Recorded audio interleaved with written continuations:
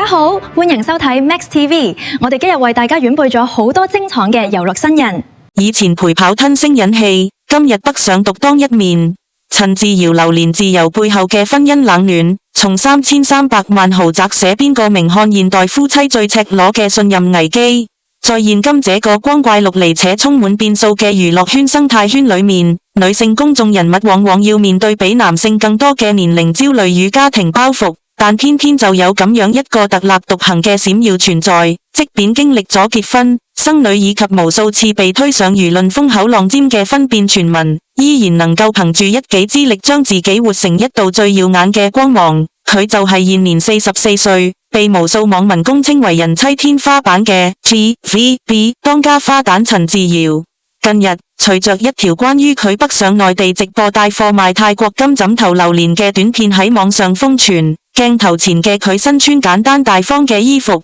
毫無明星架子咁捧住大塊榴蓮大口咬落去，臉上寫滿咗極度滿足嘅笑容。但真正喺全網掀起滔天巨浪，甚至被指意外曝光其真實財政狀況與婚姻底牌嘅，卻係佢對住鏡頭極其認真講出嘅嗰一句：你知唔知啊？平時榴蓮我自己都唔捨得買，但係喺呢度我終於可以實現榴蓮自由啦！呢句看似接地氣、充滿煙火氣嘅感嘆，瞬間點燃咗無數傳媒同網民嘅八卦雲與深度思考，令人不禁聯想到呢位昔日嘅微軟女神背後那段長達10幾年、撲朔迷離且充滿利益拉扯嘅婚姻血淚史，亦令無數人猜測，作為視帝王浩信嘅妻子，一個近年帶貨產值早就突破1.55億人民幣，狂拍12部內地短劇晉身絕對女主嘅新一代吸金女王，點解會講出平時唔捨得買榴蓮呢種令人心酸嘅說話？背後究竟折射出大眾對明星高收入嘅刻板印象，定係側面上證實咗佢同王浩信之間那段早已有實無名、財產徹底獨立嘅冷戰式婚姻防線？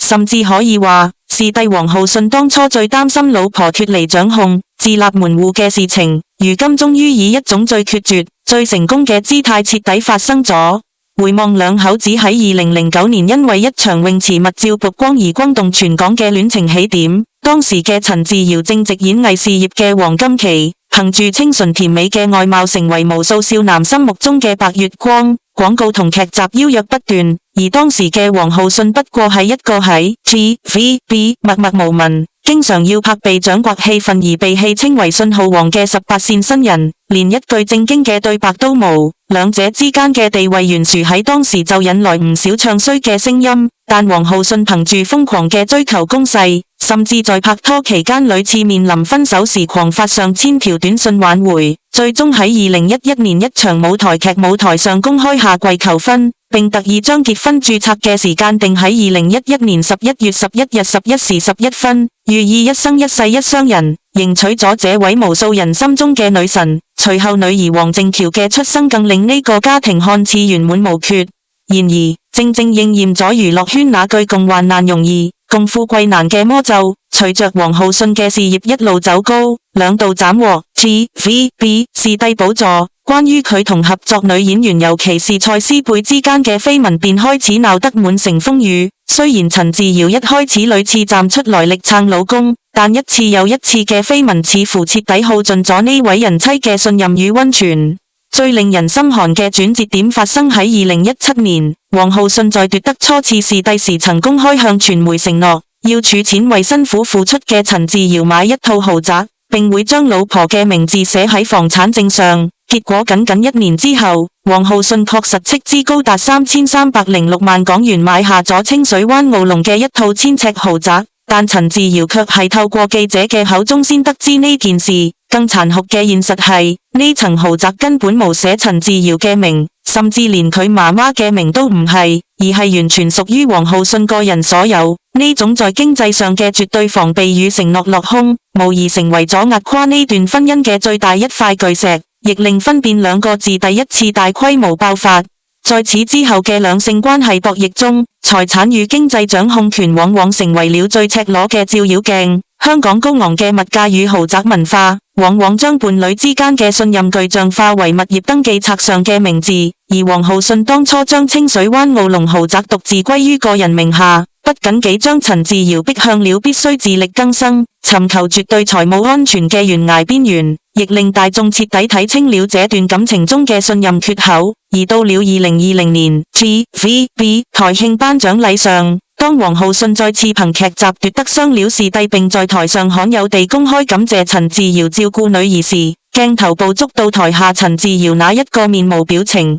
眼神充滿冷漠與疏離嘅經典黑面畫面。這一個畫面瞬間成為全港網絡迷因，亦被公認為這段婚姻有名無實、徹底走向決裂嘅無聲宣告。此後數年，王浩信將全副身家與事業重心轉移至內地，常年長駐橫店拍劇，兩口子在社交平台上再無任何互動，連生日送祝福都變成奢望。即便在2022年曾傳出兩人已正式簽字離婚，女兒由雙方共同撫養嘅確切消息，雖然事後雙方極速發文澄清一切安好，但明眼人都能看出這不過是維持商業形象嘅官方式應對。到了2025年，眼見婚姻已無法回頭嘅陳自瑤亦毅然決定放下香港嘅舒適圈，正式北上發展，將所有精力和野心全部投放喺內地嘅事業版圖上。佢為咗第一場 TVB 淘寶直播帶貨，可以提前1個星期將自己閉關，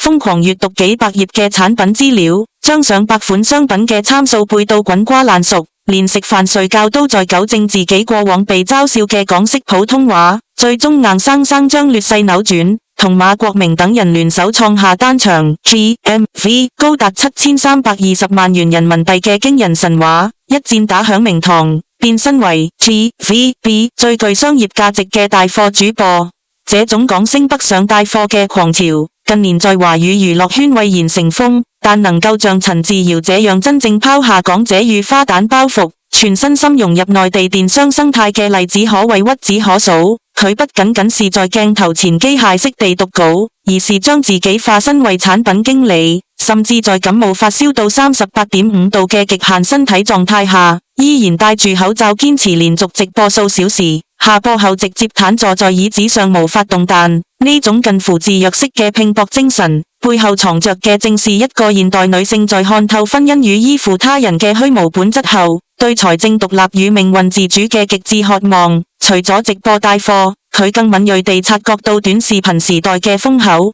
毅然殺入近年最賺錢、節奏最快嘅內地微短劇賽道。從2024年至今瘋狂接拍咗12部網絡短劇，且每部都是絕對嘅女主角。雖然每日工作長達18個鐘，3天加埋只睡5個鐘是常態，但換來嘅卻是極其豐厚嘅回報。如今佢拍一部短劇嘅片酬，甚至遠超過往在 TVB 拍一整年劇集嘅總和，再加上各種商業演出與綜藝節目嘅邀約，陳自瑤早就完成了從依附視帝嘅卑微人妻到身家過億獨立大女主嘅華麗逆襲。即便在2026年母親節那天，王浩信罕有地在陳自瑤分享13歲女兒親手製作太陽花嘅動態下點讚，引發全網關於兩人關係破冰復合嘅無端猜測。但如今嘅陳自瑤似乎早就已經不在乎外界嘅流言蜚語，佢對事業嘅專注同野心，邊個睇到都知佢一門心思只想揾多啲錢，為自己同女兒築起最堅固嘅避風港。從社會學與現代兩性心理學嘅宏觀角度來看，陳自瑤嘅這場跨海逆襲風波，絕對是一本給當代女性最深刻、最生動嘅生活啟示錄。它打破了過往社會對於中年面臨婚姻危機女性嘅刻板標籤，證明了年齡從來都不是限制女性重新出發嘅枷鎖，反而可以成為沉澱智慧、展現野心嘅全新起點。網絡上關於平時唔捨得買榴蓮到底係真慳家定係婚姻財務受限嘅大論戰，本質上反映出大眾對於全職媽媽與職場女性身份轉換過程中財務安全感嘅集體焦慮。陳自瑤用自己滿身嘅汗水與發燒38.5度依然不退縮嘅堅韌，給所有身處情感迷茫或經濟困境嘅女性做出了最好嘅示範。與其在一段名存實亡、充滿背叛與防備嘅婚姻裏面吞聲忍氣，苦苦等待男人的施捨與承諾落空，倒不如勇敢地跳出舒適圈，將經營婚姻嘅心思100%用來經營自己嘅事業與人生。當你能夠一天飛3個城市，凌晨2點依然充滿熱情地在社交平台分享工作花絮，當你能夠靠自己嘅能力在廣州開萬人音樂見面會扯門票秒空，當你能夠在鏡頭前豪邁地大口品嘗自己賺回來的榴蓮時，那種由內而外散發出來嘅自信、尊嚴與底氣，才是任何豪宅、任何視帝頭銜都無法賦予嘅終極安全感。這場轟動全港嘅真實財放與婚姻大揭秘，最終帶給社會嘅不是負能量嘅互撕與唱衰，而是一種充滿陽光、希望與強大生命力嘅大女主正能量，引領着每一個現代人去重新審視婚姻與自我的邊界，學會在逆境中做自己的光，活出最精彩、最無悔嘅滾燙人生。多謝收看，如果你鍾意，記得俾個 like 同訂閱我哋頻道。我係阿珍，下次見。